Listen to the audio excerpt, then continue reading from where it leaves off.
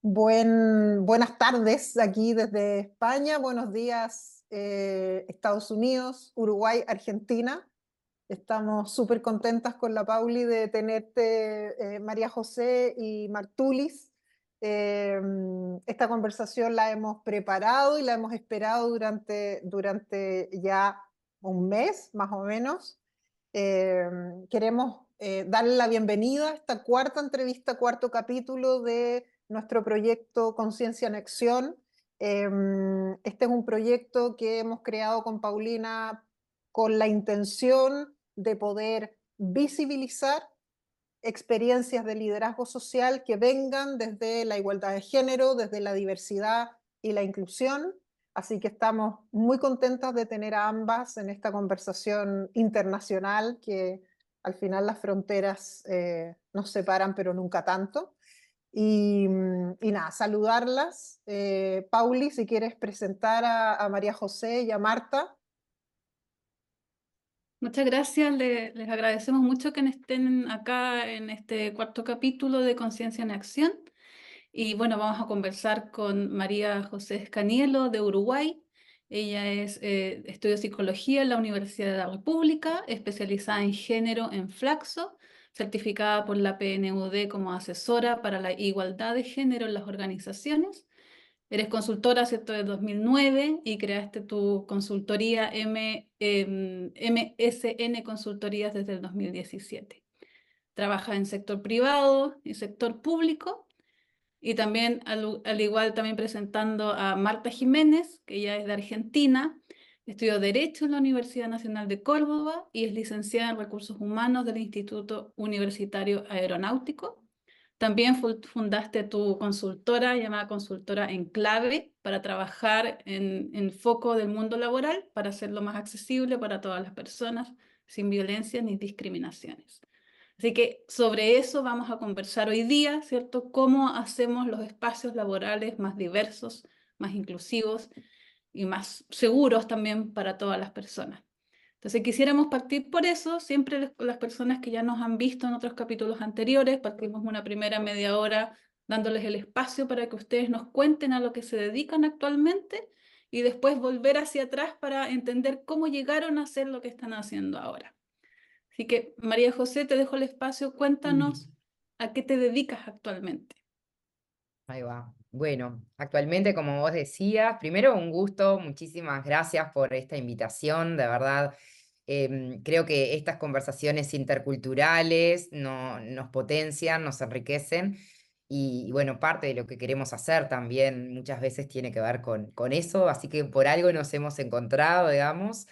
Con Marta hace poquito, después de años de conocernos en LinkedIn, Mm. nos conocimos presencialmente, así que creo que son grandes oportunidades las que tenemos de encuentro, de articulación. Y bueno, con MCN Consultorías lo que venimos haciendo es, queremos trabajar de forma integral los temas de igualdad, diversidad, inclusión dentro de las organizaciones. Lo que queremos hacer principalmente es trabajar junto a las organizaciones en identificar las brechas y poder trabajar para poder reducirlas. O sea, eso tiene que ver con relevar, conseguir datos, investigar. Por otra parte, también buscamos mejorar el clima laboral y, como también decían ahí en la presentación de Marta, digamos, esto em, de trabajar en pro de conseguir y construir en conjunto herramientas para vidas libres de violencia en el ámbito laboral, de violencia laboral, acoso sexual laboral, situaciones de discriminación y también microagresiones, micromachismos, o sea, digamos, desde todas las expresiones que pueden haber de violencia en el trabajo, que lamentablemente suceden, tenemos que primero verlas, reconocerlas, entenderlas, para poder actuar y construir esas culturas que quieren y que buscan muchas veces las organizaciones.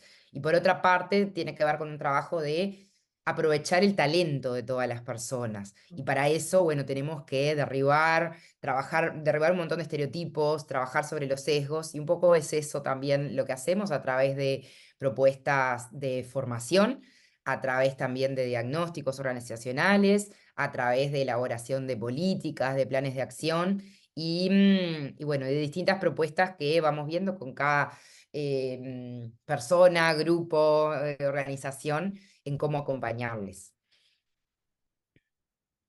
Súper. Muchas gracias, María José. Marta. Martuli, te dejamos el espacio para que nos cuentes.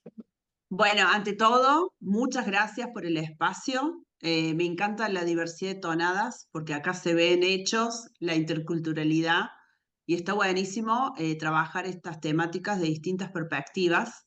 Bueno, tuve el placer de conocerlas a todas por LinkedIn y a todas les dije lo mismo, que en realidad yo me enamoro del posteo porque en el posteo uno se describe la pasión y la forma en la que trabaja estos temas. Y bueno, yo soy una apasionada de los temas, ya irán viendo a través de la entrevista.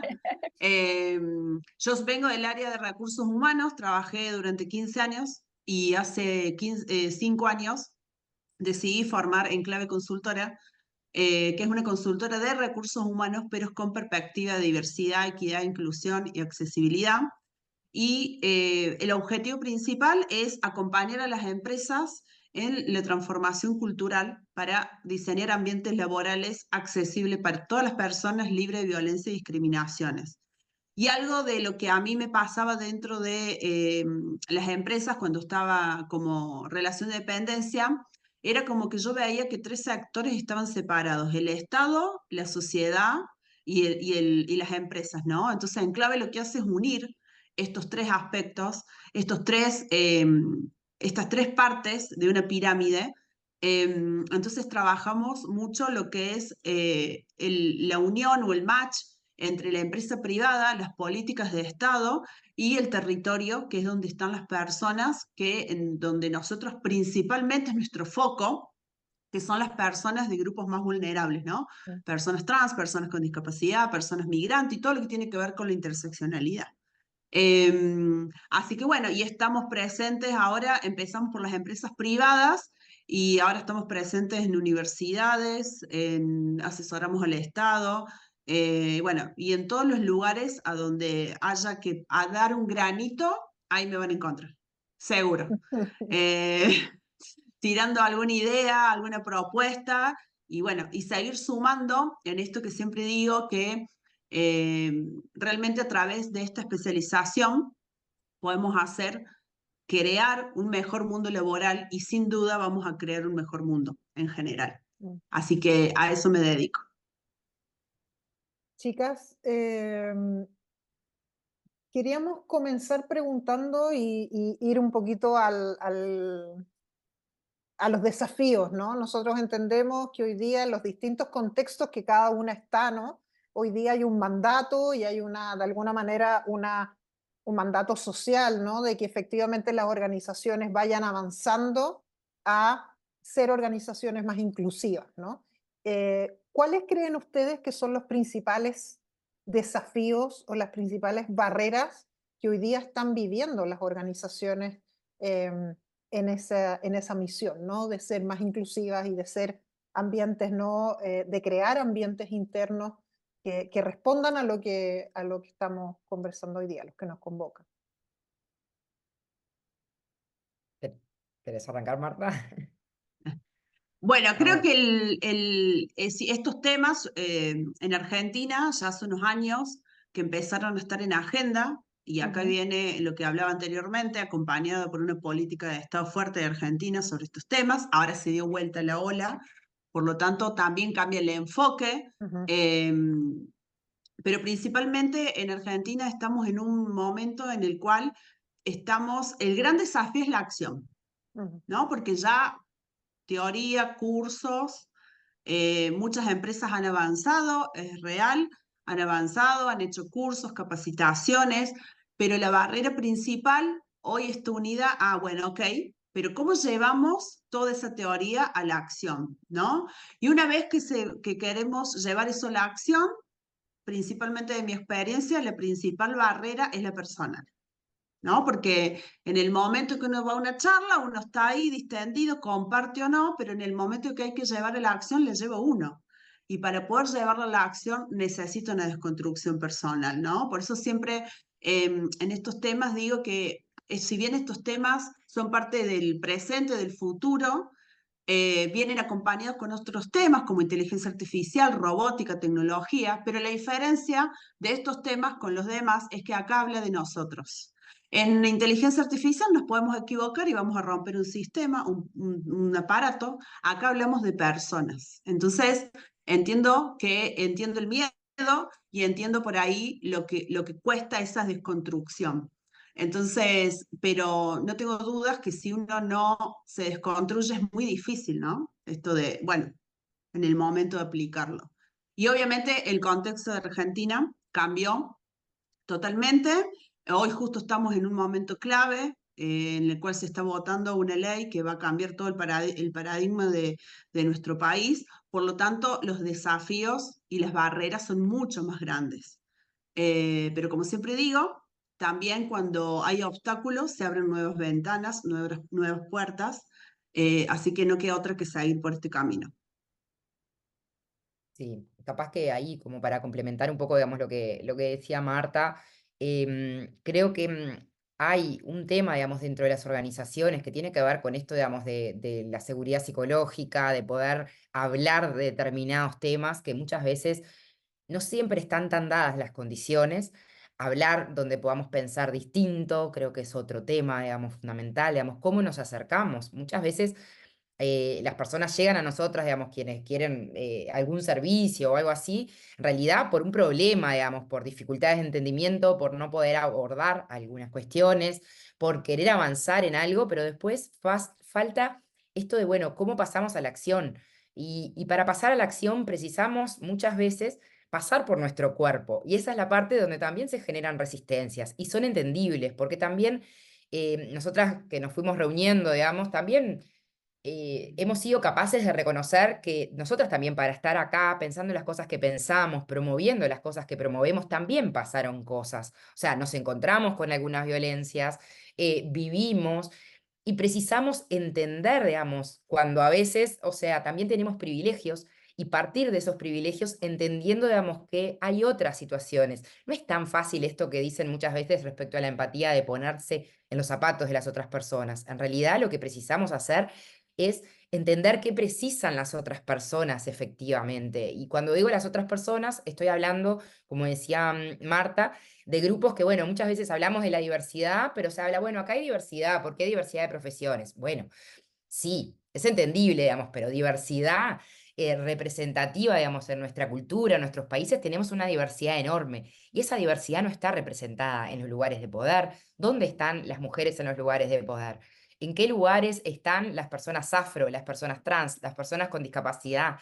¿A qué tipo de puestos acceden? Entonces, estas son las cosas que nosotras estamos planteando, que bueno, que sin duda que nos cuestionan todo, porque tiene que ver, digamos, con relaciones de poder donde algunas, de cierta forma, hay un sistema que hace que algunas no puedan estar entrando y siendo parte, digamos, y esto de la pertenencia, digamos, tiene que ver con ser parte, con poder reconocerme, por tener comodidad en el trabajo. Bueno, eso hay que trabajarlo, eso hay que poder hablarlo, hay que generarlo a través, bueno, no sé, en nuestro caso, digamos, lo hacemos con metodologías participativas que nos permitan que las personas traigan sus experiencias y que también encuentren que, bueno, que van a salir esas resistencias y que hay cosas que hoy no van a ver, que les va a llevar, digamos, también un tiempo. ¿Por qué? Porque a nosotras también nos llevó y nosotras en eso, yo en eso, digamos, soy como, intento, digamos, buscar un camino, digamos, de comprensión también para que, para la apertura, porque también, digamos, la resistencia muchas veces nos hace que las personas, bueno, digan,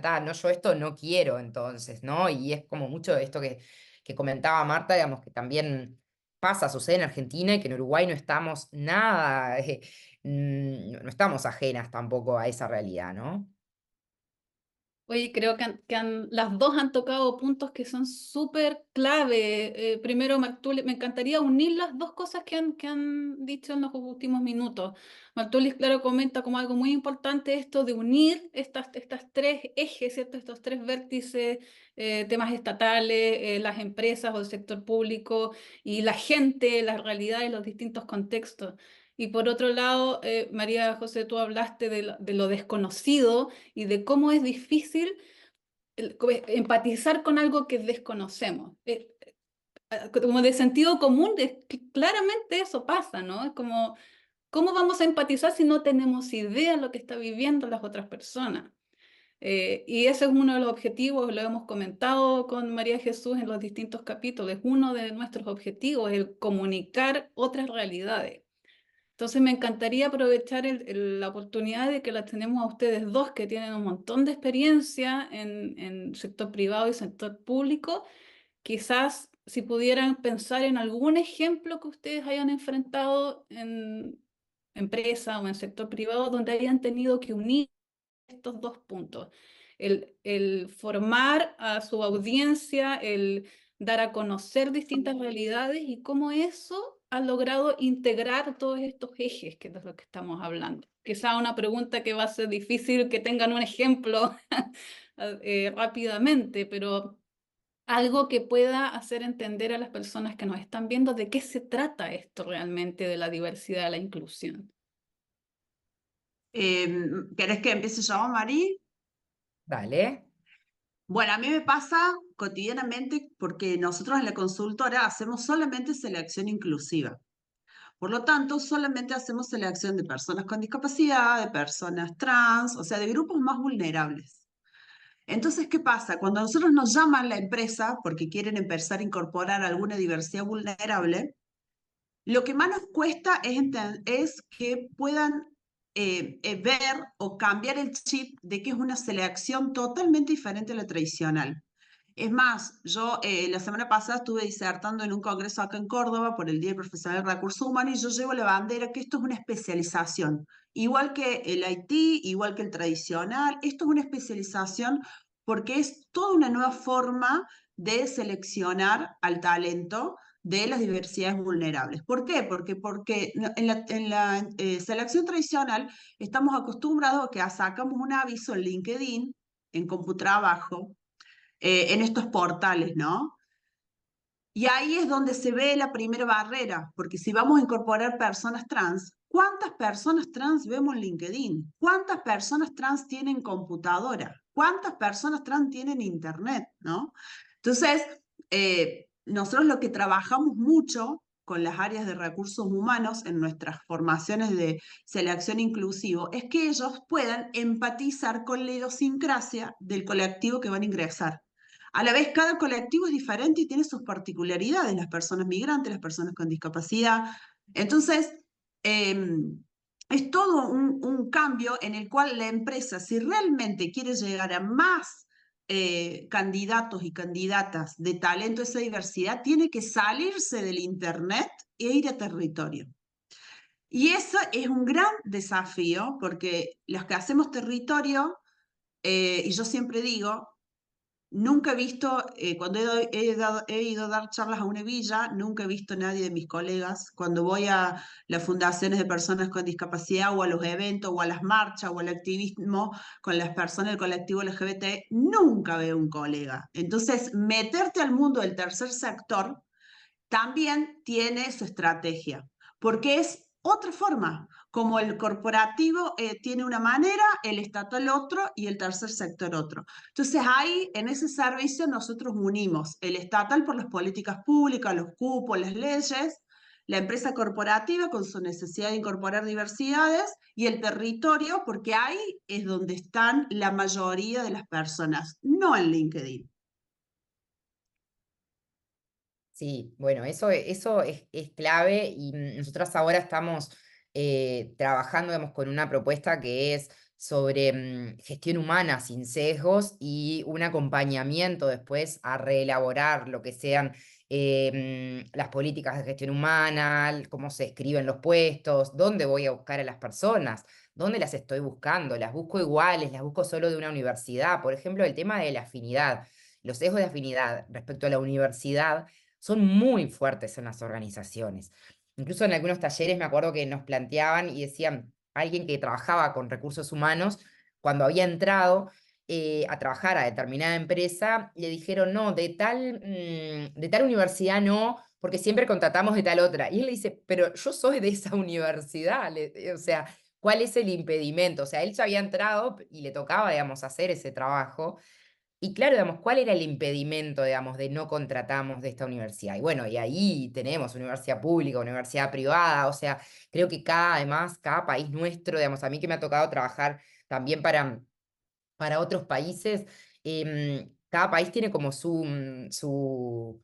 lugares de poder, sus lugares que están legitimados, o sea, cuáles facultades, universidades o espacios de formación que están como mucho más valorados que otros. Entonces también ahí hay toda una cuestión, digamos, a poder analizar. Después pensaba en algo que habíamos dicho, bueno, un poco, digamos, conversar de nosotras, algo que me sucedió a mí trabajando en realidad para una empresa, digamos, que trabajaba para Latinoamérica como consultora, y tenía que ver con esto de qué pasa con la interculturalidad y las normas que tienen los distintos países. Yo arranqué a trabajar cuando mi bebé tenía 3 meses y, y arranqué a trabajar 9 horas. Y yo después me di cuenta que eso era un error, porque en mi país yo tenía medio horario, o sea, y no lo estaba cumpliendo yo porque estaba trabajando para afuera. Entonces, cuando lo puse ahí en la conversación, no hubo lugar, no hubo tanto lugar, ponele, no hubo lugar. Y no fue, digamos, compatible. Entonces, ahí también tenemos que ver cómo trabajamos la interculturalidad, las normas de los distintos países, cómo nos acompañamos con otras personas que nos puedan apoyar en eso para poder entender, porque eso también es algo muy importante, digamos, para ver, bueno, cuando alguien viene de otro país, ¿qué pasa, digamos? Porque también tenemos culturas, muchas veces donde un montón de situaciones machistas están legitimadas, porque a mí también me pasa, digamos, que en Uruguay, digamos, hay muchísima migración y me dicen, bueno, pero hay personas de tal país, de tal otro, que, no sé, hablan de la esposa, el señor que está en IT, digamos, se habla de la esposa y habla como de un objeto. Entonces, o sea, claro, no es tan fácil esto moverlo, ¿no? Entonces tenemos que poder hablar de esos temas, desafiarnos, ¿no? Y esto que ven unas, tenemos que empezar a ponerlo sobre la mesa, de formas que también sean habitables, que sean seguras para las personas, ¿no? Em, bueno, me resuena mucho lo que dicen porque probablemente o no, no probablemente, me pasa a mí también, ¿no? Desde este contexto, un contexto que tiene mucha normativa, ¿no? Como es España. Pero hay un tema que me parece interesante de abordar y que lo he abordado en alguna conversación de LinkedIn, que tiene que ver con estas resistencias o con estos negacionismos, ¿no? De que efectivamente los temas ya están resueltos. Y que y escuchándolas a ustedes, además se hace tan evidente de que tenemos muchas dificultades para avanzar todavía, ¿no? Entonces, de resuelto, nada. ¿Cómo lidian ustedes y qué estrategias han ocupado para vencer o luchar contra estos negacionismos, ¿no? Tanto en el tema de la igualdad de género como en el tema de la diversidad y la inclusión también?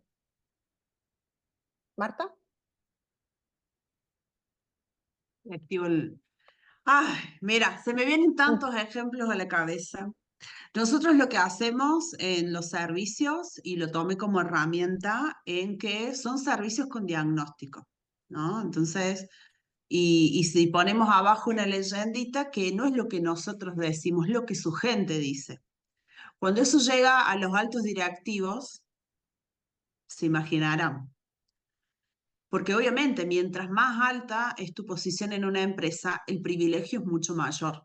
Y en general, salvo excepciones, porque las hay, por suerte, el directivo es el que firma el cheque, no está en ese momento en la charla, en la dinámica, en el juego, ¿no? Y a la vez, por un lado, lo entiendo por una cuestión corporativa, tienen una mirada totalmente diferente a todas las otras áreas, porque los directivos están pensando en otras cuestiones de la empresa, ¿no? Y me ha pasado en muchas empresas en las cuales todo lo que salió en el diagnóstico fue la reunión con el directorio. Era increíble, era un match. Digo, hubiera tenido esta reunión, no hacía falta que tenga 2 meses trabajando con los equipos porque era impresionante. No fue fácil porque encima, en mi caso, yo soy mujer, dentro de la norma, parezco más joven de lo que soy y no soy de la capital federal, que es Córdoba, que es Buenos Aires. Y todas esas cuestiones, más allá que soy una mujer de privilegio, influyen un montón, porque cuando yo me enfrento a la reunión, la mayoría son varones. Entonces, he ido aprendiendo distintas formas de poder llegar y ir contra esa resistencia. Y de a poco, no me ha ido siempre bien, porque esto también hay que decirlo, no ha sido siempre un éxito, he salido llorando, ¿no? Pero sí, yo lo que hago es, cuando son muy violentas esos momentos, le digo, déjame que revea el informe, y en el informe lo pongo, lo sello y certifico que no lo digo yo, es lo que pasó en los encuentros y en la reunión de directorio, ¿no? Y cuáles son las posibles consecuencias, sobre todo en los casos de violencia. Hay empresas que vos vas y es una bomba de tiempo. O sea, movés una cosita y tenés el juez atrás. O sea, impresionante las cosas que salen. Y más con los contextos. Yo hablaba hace poco con un colega, y en Argentina estamos en un contexto muy difícil, con mucho discurso de odio, con muchos problemas económicos, sociales. Entonces, yo con mis colegas siempre digo, dejemos de mirar para un costado, porque lo que pasa afuera pasa adentro también. Entonces aumentó muchísimo la violencia en los ámbitos de trabajo. Y la herramienta que fui adquiriendo es primero vencer o trabajar, porque no se vence, todo el tiempo trabajo, el síndrome del impostor. Onda, pará, la que sabe de esto soy yo. Vos sos el gerente de pinturas. Yo no me meto en pinturas, la que sabe de diversidad soy yo, ¿no? Uno cuando ya se para de una forma distinta. Otra estrategia que me pasó fue que adquirí, que eso lo saqué de un cliente, porque la verdad que tengo clientes que con muchos ya tenemos más una afinidad mayor, y muchas CEOs me han dado consejos en mis inicios. He tenido la oportunidad de llegar a las mejores empresas de Argentina, y muchas veces a mí no me gusta mostrar, pero sí aprendí que cuando uno se va a enfrentar a esos puestos, hay cuestiones que tiene que sacar la chapa, como para ya poner una barrera, onda, esta no es una loquita que un día se levantó, vino, ¿no? Y bueno, y con los diagnósticos, con la información, averiguando mucho de la empresa, cuál era el rubro, eso me fue ayudando. Yo cuando hablo con una empresa de tecnología no tengo el mismo speech que con la de call center o con la automotriz. Entonces los voy llevando a su rubro, y no, lo que trato siempre es de llevarlos a su realidad, porque si no, ahí nomás se me van a lo social, y yo siempre digo que estos temas tienen una parte social muy importante y una empresarial. Entonces, al CEO le hablo de que esto impacta en los números. Y cuando empezamos a hablar de números y de consecuencias legales, y ahí ya te empiezan a ver diferente, y empiezan a ver otra postura de, la feminista, bueno, todos los comentarios que hemos recibido habitualmente, ¿no? Entonces, una estrategia que lo empiezan a ver como una ventaja competitiva y una estrategia comercial y de aumento de marca empleadora, de mayores clientes, ¿no? Los voy llevando por ese lado. Bien. Me dejas pensando así, porque es como que vos vas hablando, Marta, y yo me voy como acordando así de cosas, pero en realidad una cosa que estaba bueno para poder compartir, digamos, más que nada, digamos, cómo trabajar en las resistencias, y creo que ahí con María Jesús en algún momento, digamos, fue que intercambiamos por LinkedIn, porque bueno, en realidad hay días o hay veces, digamos, que en realidad una se frustra, ¿no? También en el hacer, digamos, en esto de encontrarse con resistencias que muchas veces están como muy solapadas, digamos, también. Entonces, a mí a nivel, digamos, de los talleres especialmente, como busco, digamos, que haya encuentro, que compartan saberes, o sea, ahí salen distintas experiencias, y muchas veces también las respuestas se las dan otras personas. A veces ni siquiera me toca a mí tener que ser yo la que les dice, bueno, pero esto es así, asá. Bueno, a ver, ¿qué piensa el resto? Y ahí hay alguien más que pone muchas veces las cosas en su sitio, o que tiene alguna experiencia para compartir donde nos muestra, digamos, lo relativo que es eso que se decía, o lo poco que se está comprendiendo, una realidad que a veces es muy difícil de comprender, ¿no? O sea, y después lo otro es, en mi caso también, yo vengo de movimiento, digamos, social, con mucho, digamos, contacto con lo que es la lucha feminista y LGBT, y he trabajado muchísimos grupos con mujeres en situación de violencia basada en género, mujeres en situación de discapacidad, temas de salud sexual y reproductiva, con mujeres afro, también me ha tocado, digamos, trabajar con varones en población de cárceles. Entonces, después yo creo que ahí tenés como una casuística que mi lugar, sí, de poder, digamos, ahí lo uso para poder compartir situaciones que muchas veces otras personas no conocen, no registran, no ven que pasan. Entonces, o sea, cuando, no sé, a mí la otra vez me pasaba, digamos, respecto a veces sobre el tema, digamos, de discriminación y racismo, son temas que en Uruguay, si bien se dice, digamos, para afuera que es un país como muy que no es racista, porque no podría decir antirracista, que no es racista, hay un montón de situaciones en el fútbol que hoy nos muestran las dificultades que tenemos, ¿no? Y lo difícil además que han sido todos esos tratamientos, porque bueno, son un montón de jugadores famosos, reconocidos, y bueno, que juegan muy bien a la pelota, pero que bueno, que en realidad hemos aprendido también a manifestar y a expresar cosas desde un lugar de privilegio blanco. Entonces, ahí, cuando digamos, una puede transmitir y decir, bueno, pero en algunas oficinas hay algunas mujeres que están en lugares de poder, como mujeres afro, que son consultoras, cuando llegan a determinada empresa, por ejemplo, les ha pasado, digamos, porque esto es como lo que me han contado en instancias con mujeres afro, que están en un lugar de poder también, y que dicen, bueno, llego y le dicen, no, la puerta de servicio es la otra. Eso es ahora, 2023, digamos, fue. Entonces, ¿qué pasa, digamos, esto? ¿Qué pasa con esto, no? ¿A qué nos enfrenta? Que estas cosas están pasando, que hay mucha cosa que sí está cambiando, y eso es otra cosa del discurso que a mí me gusta como romper, es que, no, ahora las generaciones nuevas están cambiando, hay como mucha cosa nueva. Yo creo que sí, y soy como muy optimista, pero en realidad lo que nos muestran las encuestas nos muestran una preocupación muy grande, nos muestran que en realidad las generaciones más jóvenes, las mujeres vienen cambiando y transformando muchísimo, pero los varones no. Nos muestran también que los estereotipos más fuertes, por ejemplo, en la encuesta nacional de juventud, en algún momento salía que los estereotipos más fuertes estaban en las clases más altas y en las clases más bajas. Las clases medias sí están más permeadas de formas nuevas de compartir cuidados.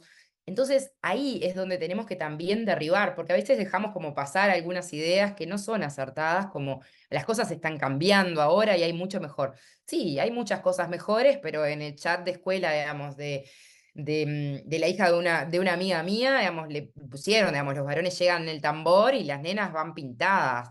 O sea, bueno, eso nos habla de que todavía tenemos cosas para trabajar. Entonces, en realidad, sin duda, convivimos en contextos donde tenemos formas de pensar mucho más igualitarias, donde queremos buscar, y hay muchas personas que están promoviendo esto, pero en contextos donde la resistencia también está fuerte.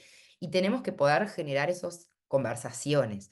Tenemos que generar y hablar en términos de que las conversaciones difíciles tenemos que darlas, así como en la familia, en la pareja, en las amistades, hay cosas que tenemos que darle lugar, bueno, en las organizaciones también tenemos que hablar de qué les pasa a las personas, porque bueno, no es lo mismo lo que le sucede a las mujeres que están en altos lugares de liderazgo respecto a los cuidados y cómo pueden compatibilizar, que quizás hay políticas, hay un montón de empresas multinacionales que ofrecen un montón de beneficios y de políticas de corresponsabilidad. Sin embargo, digamos, si pensamos después en quienes van, te traen el delivery, digamos, y demás, bueno, estas políticas que estamos pensando a nivel macro para los sectores más de oficina, son posibles para toda la población, para quien trabaja en una minería, para quien lleva y trae, digamos, en el supermercado, ¿se entiende? Entonces, ahí es donde creo que hay que poder colocar una cuestión que es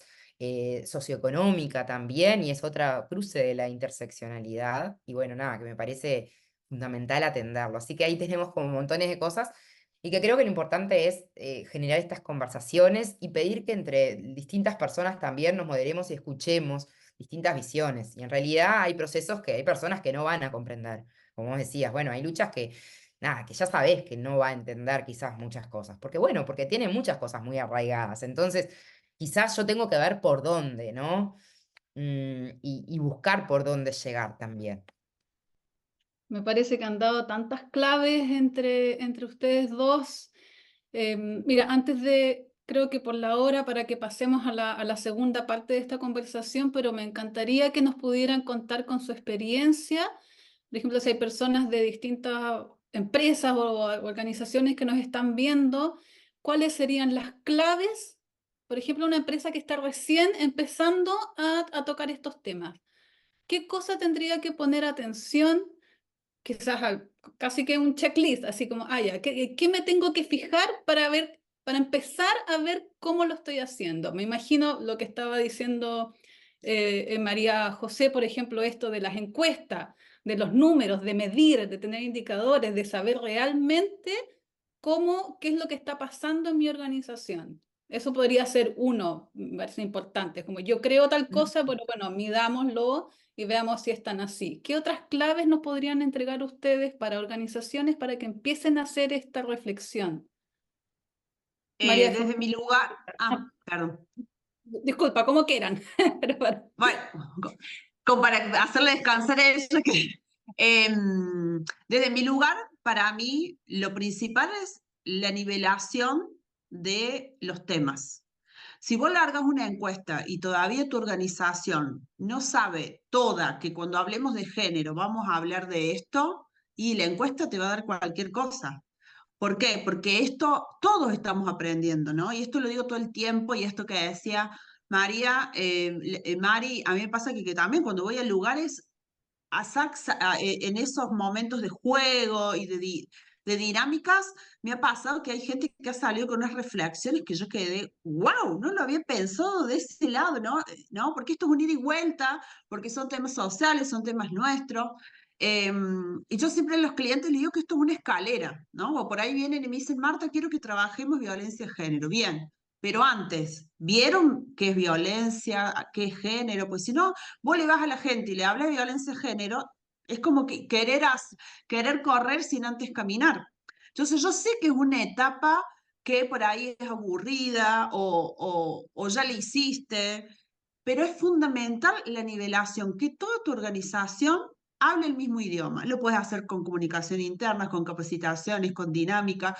Nosotros lo que hacemos es que cada organización arme su glosario a través de dinámicas de los conceptos fundamentales: qué es inclusión, qué es diversidad, qué es grupo vulnerable, qué son los privilegios, y que eso quede dentro de una persona, entre la organización, toma, porque para nosotros esto es esto. Una vez que logramos esa nivelación, podemos ir a especializar. Podemos ir a trabajar con recursos humanos, selección inclusiva. Yo no puedo trabajar selección inclusiva si todavía la gente de recursos humanos no sabe los distintos grupos vulnerables, qué es la accesibilidad, no puedo. Entonces, a mí me pasa que cuando me habla un cliente, yo siempre le pregunto, bien, pero ¿qué hicieron ahora? ¿Nivelaron? Y si me dicen sí, bueno, lo veo para ver qué hace falta, porque si no, todos hablamos diferentes idiomas. ¿Por qué? Porque nuestro primer lugar de información de estos temas es la tele, las redes y la sociedad, que no son confiables. ¿Por qué? Porque, bueno, en el caso, seguramente pasará lo mismo en otros países, pero hay cuestiones políticas que se entrecruzan, los mismos prejuicios, los mismos egos que venimos, todos venimos de distintas familias con diferentes matices. En mi casa, mis viejos todavía no entienden qué hago. O sea, va a dar una charla y todavía no saben qué hago. Porque es Somos como que les iguales. cuesta ¿me entendés? Entonces, yo siempre, primero nivelemos y después especializamos a líderes en liderazgo inclusivo, selección de personal, protocolo de violencia. ¿Cómo vamos a armar un protocolo de violencia si todavía no se habla nunca de qué es la violencia? Entonces, la gente ve eso y no, porque para mí puede ser pegarle no sé, un chasqui en la cabeza, puede ser un acto de violencia, y para otra persona puede ser el famoso chiste el gordo, negro, ¿no? Bueno, hay que trabajarlo, ¿no? Entonces, yo creo que la primera parte es esto. Estamos todos aprendiendo. Bueno, a través de esto del aula abierta que se llama, que es esto que contaba Mari, de que aprendamos entre todos. Y a la gente que está en contra de estos temas también la necesitamos, porque no es como en la sociedad que te bloqueo del WhatsApp. Acá tenemos que ir trabajando, esto es un equipo de trabajo. Entonces, la empresa tiene que identificar sus aliados, que van a ser los que la van a ayudar a multiplicar, y la gente que está en contra, ¿la van a echar? No, pero la tenés que saber para ver con qué estrategia vas a trabajar con esas personas porque las necesitas. Están en contra del feminismo, pero es un excelente gerente de ventas. ¿Qué les parece que va a decir el CEO de la empresa? Que se quede, que me importa que esté. Bueno, ¿cómo hacemos para que a esa persona, a lo mejor no está de acuerdo nunca, pero por lo menos de a poco ir incluyéndolo, ¿no? Entonces, creo que la base es eso, alinear todos los conocimientos principales. Sí, a mí ahora con eso último que decías me vino un ejemplo, digamos, cuando trabajaba, digamos, con temas de salud sexual y reproductiva hace un montón de tiempo y principalmente, digamos, con los temas de aborto, dando talleres, en realidad, o sea, siempre trabajé con las resistencias, porque en realidad estaba lleno, digamos, de mujeres y adolescentes en mis talleres que estaban muy en contra, digamos, de que otra mujer aborte o de sí mismas, ¿no? Entonces, acá algo que para mí era importante era poder reconocer el derecho de la otra persona a tener las mismas oportunidades. O sea, entonces yo lo que tengo que garantizar es la información, tengo que garantizar que las personas lleguen, accedan y no decirle lo que a mí me parece que debe o no debe hacer. Entonces, esto, digamos, es clave, digamos, en la perspectiva de derecho. Entonces, si a mí me preguntasen qué claves, qué cosas tenemos para hacer, bueno, el trabajo, digamos, con los equipos en relación a la formación, a la sensibilización, a ir avanzando también paso a paso, como decía recién Marta, en esto de, bueno, pensemos ahora, no sé, temas de diversidad sexual y comunidad LGBT, digamos, pensando, digamos, en junio. Y cuánto, digamos, hay para aprender de qué es la identidad de género, de qué hablamos cuando hablamos de orientación sexoafectiva, de qué hablamos cuando hablamos de las expresiones de género. O sea, son conceptos que no son solo conceptos, que tienen que ver con vivencias. Entonces tenemos que poder entenderlas, ponerles cuerpo, entenderlas porque cuando yo no tengo eso con cuerpo y alma, muchas veces en realidad es muy fácil ejercer, como decías vos, es como esto, digamos, de irte del chat de WhatsApp, escribir de forma anónima en un comentario, digamos, en Instagram, y desprestigiar o humillar o decir cosas en contra, digamos, de alguien que, no sé, que parece que no piensa como yo. Yo creo que estas cosas hay que trabajarlas y mucho en la sociedad, pero creo que educar tiene que ver con ponerle el nombre a las cosas que están pasando, digamos, cuando hablamos de violencia, de qué violencias hablamos, cómo se llaman, pero tenemos que ir como paso a paso. Entonces, por un lado es la educación y la formación, por otro lado es también tener un mensaje claro dentro de las organizaciones, y esto sí. Hay que generar acuerdos, obviamente, con el equipo de liderazgo, pero hay que actuar desde las microagresiones hasta cualquier tipo de violencia. Generar una cultura de tolerancia cero implica que primero las personas sepan cuáles son las manifestaciones de violencia que no van acá, y para eso tenemos un montón de recursos internacionales y nacionales en cada uno de los países.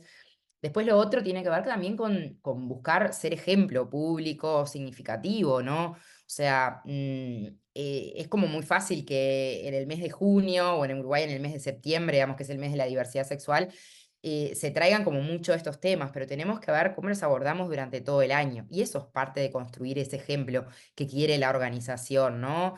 Cuando nos referimos a las familias, hablar de familias en plural. Cuando nos referimos a las parejas de las personas, no pensar que solo son heterosexuales. Entonces, estoy como poniéndonos todo en clave en relación a eso, pero sí, digamos, esas cosas son las que hacen y generan ese sentido de pertenencia también, ¿no?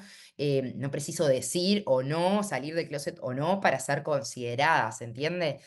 Y bueno, y después lo otro es fomentar esto, digamos, de la diversidad a diario, y tiene que ver con, esto empieza específicamente por los procesos de atracción, reclutamiento, contratación, selección, digamos, tenemos un montón de nombres, pero todo lo que se incluye dentro de lo que es la gestión humana es fundamental, digamos, ver ahí qué sesgos tenemos, si tenemos un panel diverso, si tenemos, si cuando convocamos tenemos de forma representativa algunos grupos, especialmente, digamos, mujeres y varones también, digamos, si lo pensamos de formas binarias, pero bueno, para arrancar por alguno de los problemas que tenemos, ¿no?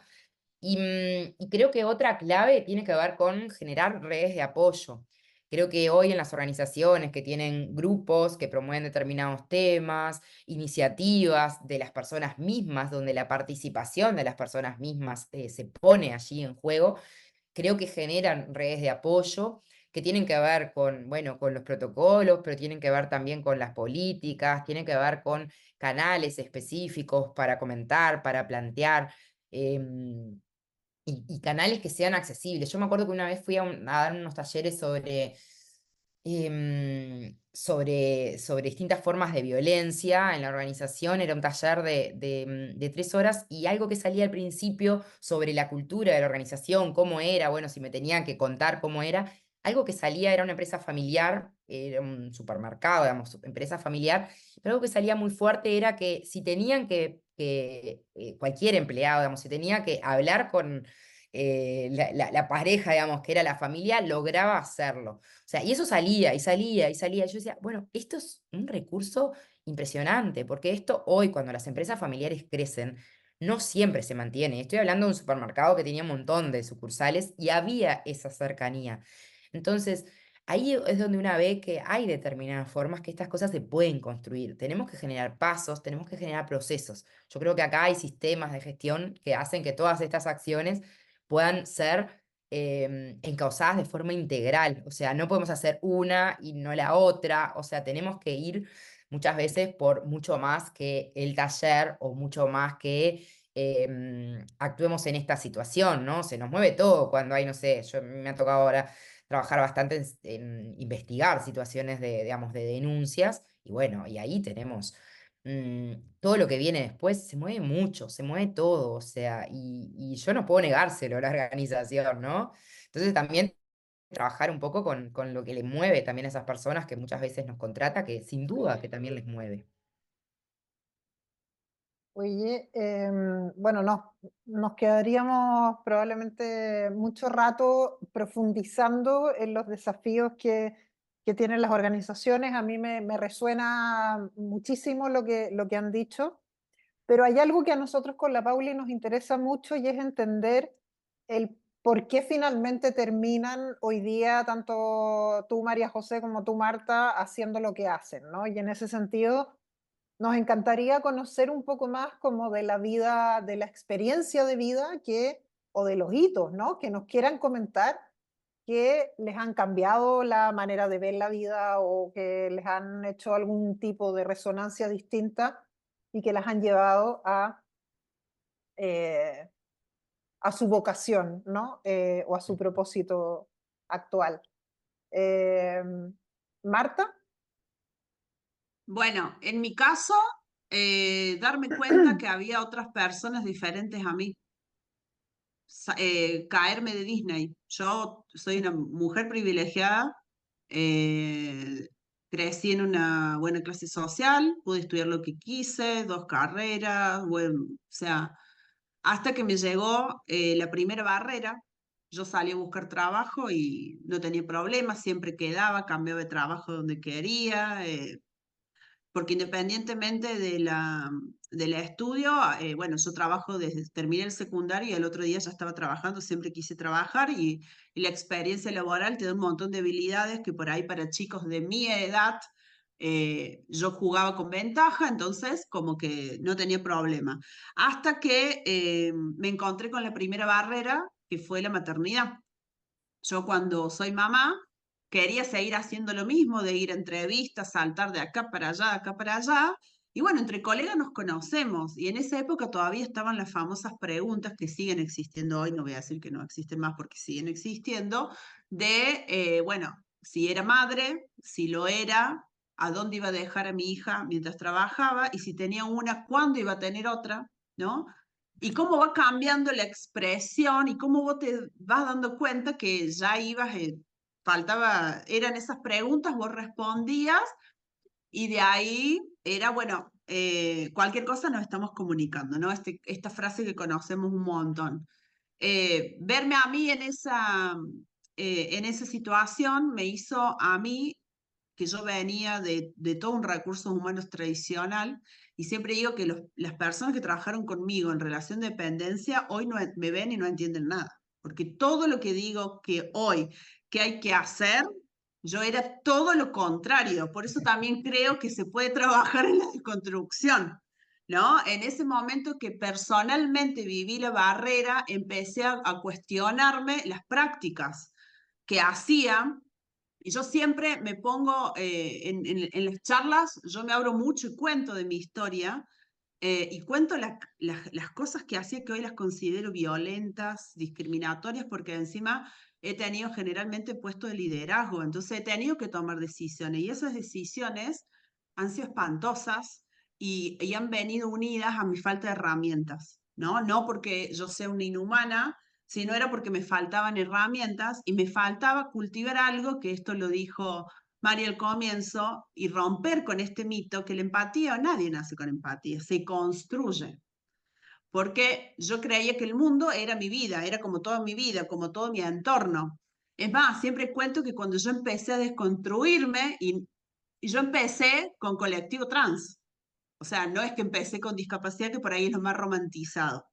En mi entorno, nunca en la vida había tenido una persona trans cerca, pero nada, más que en la tele no lo había visto. Y de a poco me fui desconstruyendo y fue tan grande ese cambio que inclusive empecé terapia porque yo trabajaba y estaba con las chicas trans y me iba a mi realidad y era como chicas blanco-negro. Entonces me pasaba que inclusive que en las conversaciones con mis amigas, con mi entorno, yo tengo mis amigas del primer grado, o sea, tengo un grupo, o sea, todo como medio Disney, lo sigo teniendo, era como que me sentí una abeja negra, o sea, empecé a desnaturalizar los chistes, empecé a desnaturalizar comentarios de mi familia, de mis amigos, y empecé terapia porque dije, bueno, tampoco me voy a quedar sola, ¿no? Y tuve que hacer esa terapia para poder seguir, ¿no? Y ahí también saqué otras habilidades, la paciencia, la empatía por entender que, bueno, yo lo aprendí. Bueno, al día de hoy, después de que mis amigos tampoco entienden nada que me pasó, mis viejos no saben de qué trabajo, sí me pasa y me pone muy contenta que la gente que creció conmigo, inclusive mi hermano, cómo se fueron desconstruyendo a través de seguir mi trabajo, ¿no? Hace 5 años hablar de personas trans en Argentina era, pero Marta, o sea, te vas a morir de hambre, plena pandemia. Y sin embargo hoy me pasan links, me pasan enlaces, cuando hago un curso que los invite. Entonces, ese grano que hice en mi entorno también va sumando, a pesar que es todo altamente privilegiado, pero bueno, esa barrera para mí fue muy fuerte. Y eso la tenemos todas las mujeres, ¿no? Y esa fue lo que a mí me hizo empezar a decir, no, hay otra forma de trabajar esta profesión, y empezar a especializarme y empezar a hacer territorio. Yo aprendí todo de territorio. Yo nunca había tomado un café con una persona trans, nunca había tomado un café con una persona con discapacidad, yo no sabía que existía. Entonces, de 0 a 100 lo hice. No sé si cada uno tendrá su fórmula, es la que me sirvió a mí, y yo lo aprendí mucho con las chicas trans en ATA, yendo a las charlas, yendo a las chicas a la villa. A mí no me entraba en la cabeza que una mujer de la villa que está viviendo en una villa con la calle embarrada, si yo le llamo a una entrevista y llueve, mi cabeza, si yo no tendría esta desconstrucción, diría que no quiere trabajar. Y en realidad es que, ¿cómo va a salir si no entra el colectivo? ¿No? Entonces, nunca lo hubiera podido ver mi cabeza si yo no vivía esa experiencia. Así que bueno, y siempre digo lo mismo, le digo en todas las charlas, que independientemente de esta especialización, pero yo estoy 100% segura que me hizo mejor persona. Ya, ahora sí. Bueno, Después editamos, no pasa nada. Sí, fue. cortamos, pegamos. Sí. María José, tu experiencia, si quieres, lo que quieras compartirnos. No sé si Martulis te Bueno. quedó algo para cerrar. No, era eso. No sé hasta dónde se grabó, pero era para cerrar. No, Siempre creo me que quedó gusta ahí decir justito. esto. Sí, justo. Claro, sí. Vale. Bueno, a ver, un poco, digamos, de mi historia y cómo conecto con estos temas.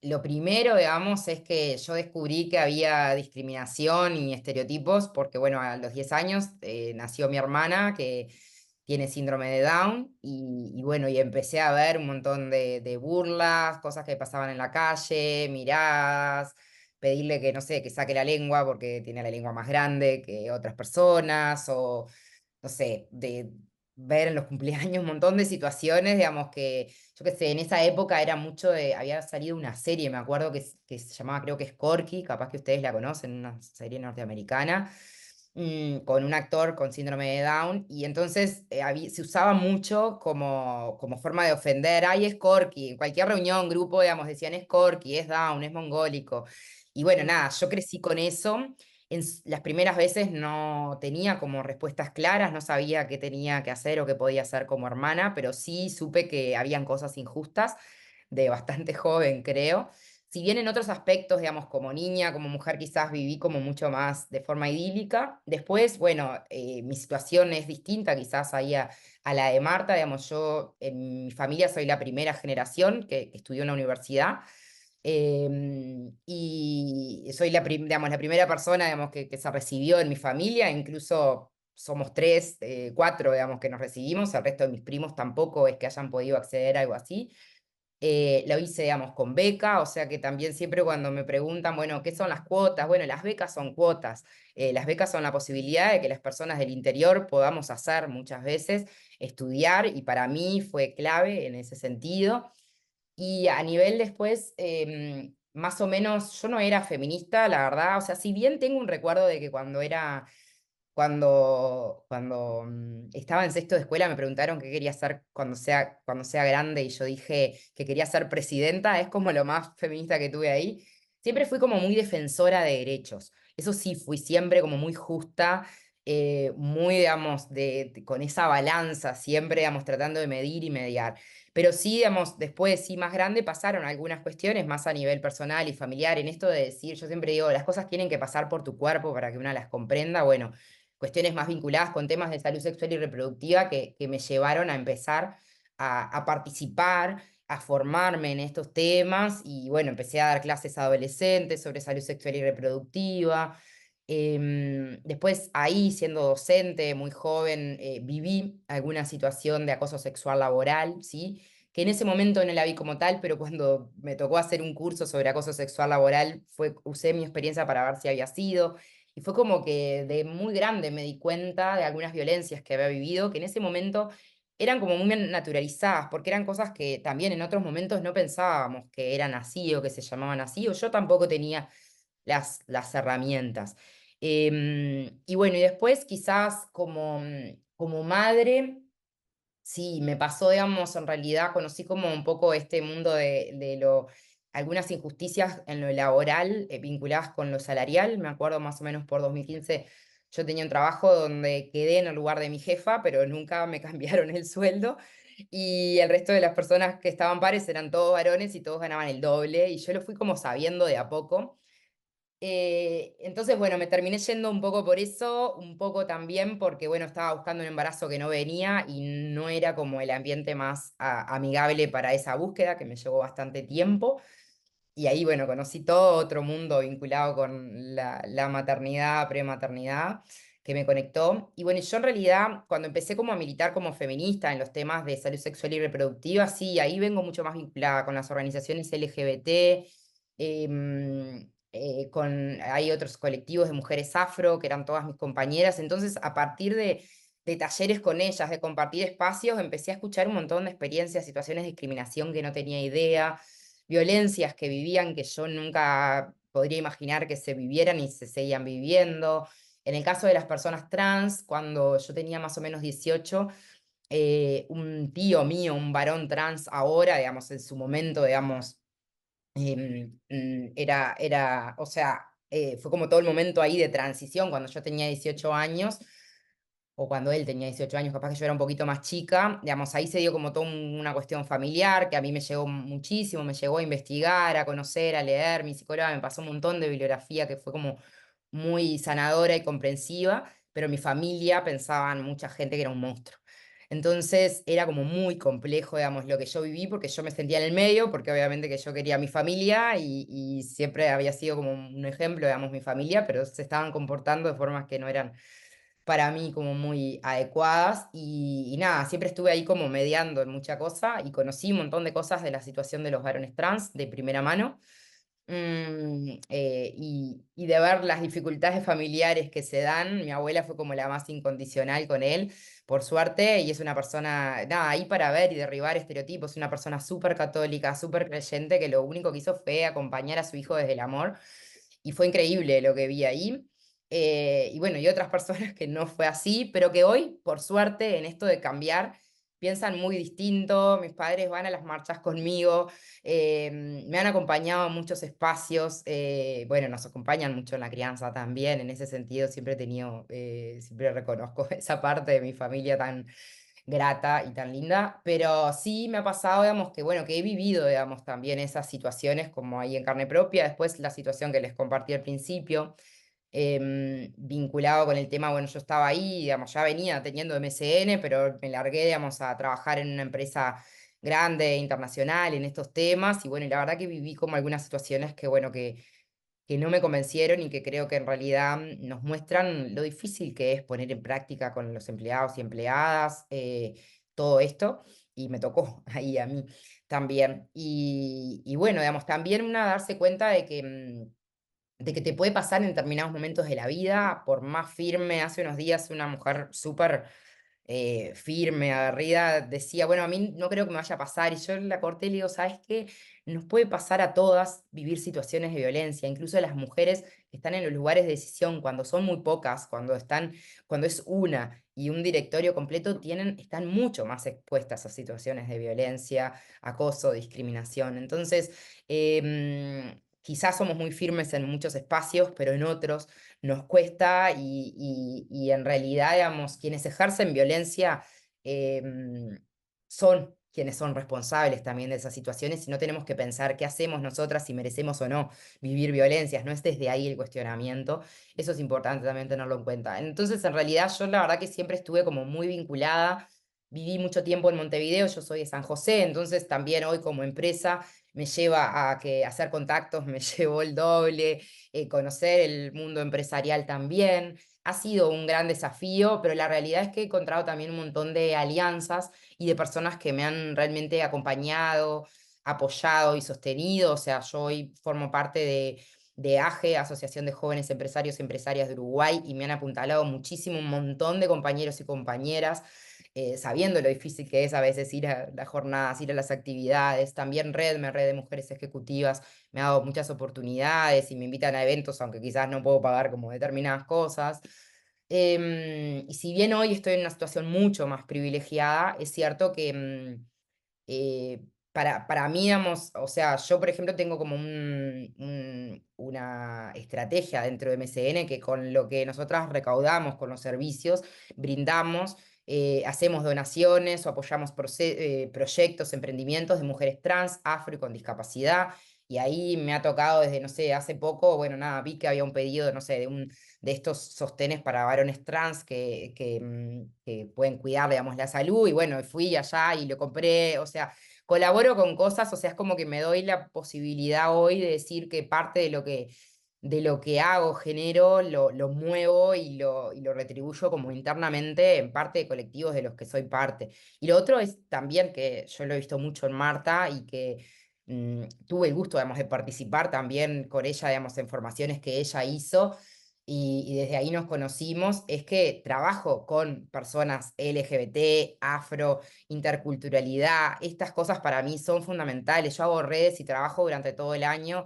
En mi equipo se van sumando personas que le suman el valor que tiene MCN, que le suman la experiencia y que en realidad, además, no soy yo. A veces me toca a mí contar de primera mano cosas que yo sé de otras poblaciones, pero usando como ese lugar de privilegio. Y por otra parte, después, cuando puedo, cuando hay la posibilidad, yo quiero que participen, quiero que estén, quiero que sean esas personas las que les cuenten y no yo que lo vivo. Creo que ahí Marta también tiene, digamos, no sé, yo en eso me he encontrado muy conectada con lo que veo, digamos, que hace, cuando habla Marta del territorio, digamos, para mí es como parte de mis amistades, o sea, digamos, que fueron durante toda la vida, ¿no? Entonces tengo como mucha casuística para contar, compartir a veces en los talleres bueno, que son esas historias que a veces son las que llegan también, ¿no? Para sumar lo que dice Mari, rápido, yo cuando creé Enclave, siempre mi idea fue que sea diverso. Justamente lo que dice Mari, todas las personas que trabajan en Enclave, cuando vamos a hablar de diversidad LGBT, son personas del colectivo, personas con discapacidad, personas del colectivo de personas con discapacidad, porque yo creo que mi función como aliada es, yo te abro la puerta y yo a las empresas siempre le digo, porque me abren a mí la puerta, no se la abren a Flor Santillán, que es una persona con discapacidad motriz, no se la abran a Cele Acheta, que es una chica trans, me la abran a mí. Entonces yo entro como mujer privilegiada, pero siempre aclaro que atrás mío vienen las personas que van a ser las verdaderas protagonistas del servicio y son los profesionales de diversidad. Y realmente el impacto que también da a la gente, que si vamos a hablar de LGBT, habla una chica trans, es increíble, porque generalmente socialmente se los sigue estereotipando solamente en la prostitución o las que vemos en la tele. Entonces por ahí se quedan, ¡ah! Habla, hace una frase completa, ¿no? ¿Viste cómo que se quedan? Entonces, ese, ese momento de convivir en diversidad, aunque sea una hora, aunque sea media hora, es una de las estrategias que usamos para esto de romper barreras, ¿no? Y las resistencias. Me encantaría compartir una reflexión de los últimos capítulos y también de las otras conversaciones que he tenido en otros proyectos, ¿no? Es que al final las personas que trabajamos en estos temas sociales no tenemos una historia de vida muy así como evidente que vamos a estar trabajando en esto, ¿no? Simplemente algo hizo que dejáramos de mirarnos a nosotros mismas y a nuestro camino súper individual y que viéramos que hay más gente alrededor que no lo está pasando tan bien o más o menos como quizás nosotros estamos o no tienen las mismas oportunidades. Y es solo eso, escuchándolas a ustedes también. Quizás tenemos algunas experiencias personales que quizás nos propician a tener una visión más comunitaria, pero no es exclusivo, no es solamente esas experiencias de vida que nos hacen estar donde estamos, sino que es un poco más de apertura de mente, un poco más de entender qué es lo que están viviendo las otras personas. Y también es como muy importante la colaboración y el generar redes, lo hemos escuchado en todos los capítulos que hemos tenido y con ustedes también. Me encantaría quizás si pudieran compartir algo sobre eso, de qué tan importante es la colaboración para hacer lo que ustedes están haciendo ahora. Quizás como pregunta de cierre, no sé, quizás María Jesús, si tú tienes otra pregunta después, pero como para ir ya cerrando un poco la conversación. O sea, tengo muchas, pero me las guardaré para nuestro chat privado. Para mí es fundamental porque no es fácil. O sea, veamos, hemos hablado del vaso lleno, ¿verdad? Se necesita, es más, con Mari lo que tiene, ahora le voy a tirar flores y esto es real, que ella es una de las personas, la he visto en acción y todas esas alianzas que tiene, yo sé que las ha buscado ella, porque ella, me acuerdo cuando me escribió de que bueno, que quería primero estar en una charla que yo hacía de formación de recursos humanos y después la veo acá y después la veo allá y está todo el tiempo fomentando, ¿no? Esto de las redes. Y porque, bueno, como también hay una parte que no es fácil, con Mari muchas veces hemos hablado, he salido de empresas y Mari, no sabe lo que me pasó, o sea, se necesita eso de, bueno, uno entra a la empresa y en general, salvo excepciones, no es que dicen, ay, qué hermosura, mira quién vino, miren de lo que vamos a hablar. Después la gente se va como a través del juego, de la dinámica, bueno, como que se va metiendo en la temática, ¿no? Pero después, como hablamos de nosotros y son temas que nos interpelan, hay una cuestión de energías y de cuestiones que nosotros salimos y nos llevamos cargadas. Y el tema de las redes es muy importante justamente por esto, de poder desahogarme. Mari me lo va a entender, o los que estamos en esto me lo va a entender porque estoy segura que lo vivió y le puede servir de experiencia, entonces vamos intercambiando. Eh, yo lo que sí, con los años, por algunas cuestiones, me he vuelto más exigente en el tema de las redes, porque si bien creo que hay muchos profesionales que trabajan estos temas, yo soy muy estricta en el enfoque, ¿no? Yo, para mí, el territorio que me lo habrán escuchado hablar un montón de veces es primordial. El velar por el respeto hacia la persona es primordial. Yo cuando he ido a empresas y he tenido que presupuestar, este monto se le paga a la persona con discapacidad. Es así, lo mismo que a mí, lo mismo. Entonces, también me he vuelto más exigente en esto de que mis redes sean con personas que yo realmente sé de qué forma lo trabajan, ¿no? Esto de que no es una bandera nomás, o que, por eso en Argentina a mí lo que me pasa que frente al cambio de ola, y que ahora hay mucha más resistencia, y bueno, y todo lo que se va a venir, yo siempre hablo con colegas y digo, bueno, pero lo positivo de esto es que lo que también va a ser una limpieza, porque vamos a quedar los que realmente estamos comprometidos con la temática, porque ya se está viendo algunos que, bueno, y sí, frente a la resistencia y que ya no está de moda, bueno, me dedico a otra cosa, ¿no? Y para mí es muy importante porque como habla de nosotros, yo necesito estar en confianza. Y he tenido malas experiencias porque vengo de esto de que voy aprendiendo todo el tiempo. Yo tenía un sesgo, que esto lo hablaba con Mari, de que, por ejemplo, si yo veía que una persona trabajaba temas de discapacidad, ay, lo romantizaba. ¿Qué? Ay, no, si trabaja discapacidad, entonces es la mejor persona del universo. Jesús ha bajado. Y no, no muchas veces así, entonces tenía malas experiencias, entonces me he vuelto más exigente, pero recreo en las comunidades, recreo en las alianzas y que es muy importante, porque bueno, tienes una parte hermosa, pero también tiene una parte que necesitas apoyo, necesitas charlar, necesitas desahogarte y necesitas que esto del intercambio de experiencias para nada, ir creciendo cada vez más profesionalmente. Sí, yo soy una convencida que lo que se dice mucho acá en Uruguay en el ecosistema empresarial, la colaboración funciona. Estoy como muy agradecida, o sea, yo era quizás cuando recién arranqué, 2017, 18, digamos, empecé como conversaciones con distintas personas y hoy con Marta, digamos, sigo compartiendo, así como con otras, digamos, por LinkedIn, y que también me dieron oportunidad, visibilidad, mostrar, conversar sobre lo que hacíamos, reflexionar. En el caso, digamos, con Paulina, digamos, también fue un poco al revés. Creo que vos llegaste a mí y yo la verdad que soy una persona que me encantan esas conversaciones que se inician y la realidad es que las continúo. O sea, digamos, cuando esos vínculos se van haciendo genuinos, me gustas mucho, digamos, soy como muy, o sea, para los virtuales como para los presenciales, soy una persona como exigente y me gusta seguir los vínculos. Creo como en el poder, digamos, de esas amistades o temas que con algunas más que otras, con unas personas más que otras se van dando.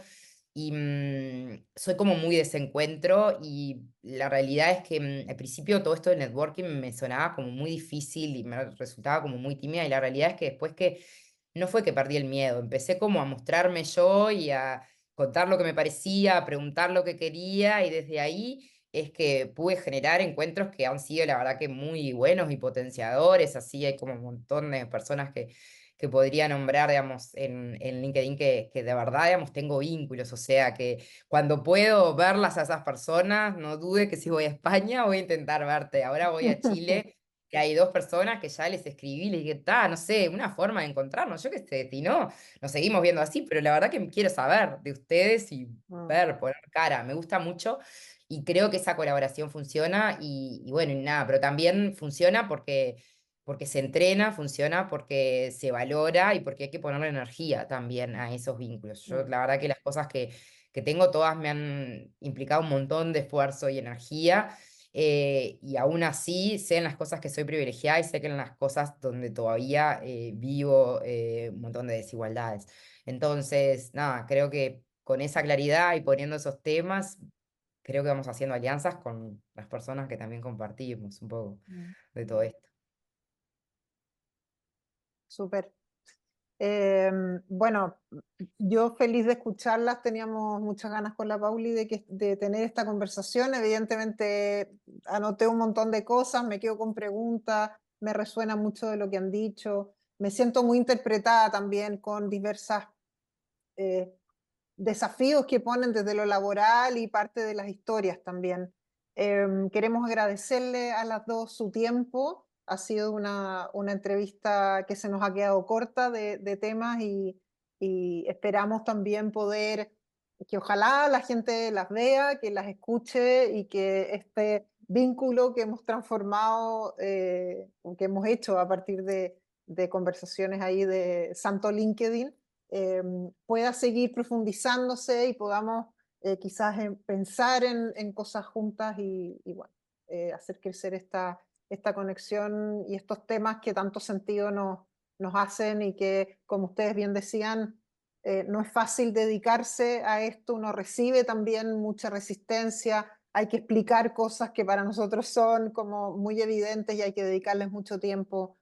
Son cosas que además afectan directamente la vida de las personas en las organizaciones, por lo tanto se hace en general con mucha responsabilidad y con mucho respeto. Así que agradecerles profundamente a las dos, a ti Pauli también, y bueno, los esperamos y las esperamos en nuestra siguiente entrevista. Muchas gracias. Muchas Muchas gracias a gracias. ustedes. Chao, chao. Muchas gracias. Chau, chau.